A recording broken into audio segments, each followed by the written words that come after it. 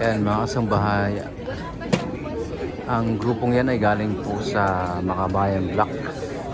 Batay doon sa kope po ng pangalawang impeachment case laban kay Vice President Sara Duterte.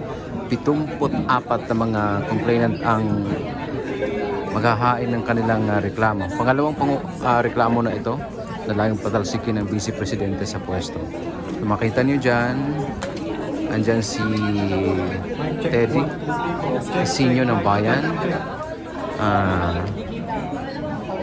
si attorney, nakita din natin, at si attorney Nery Colmenares, isa sa mga complainant, si Liza Maza ng Gabriela Women's Party List.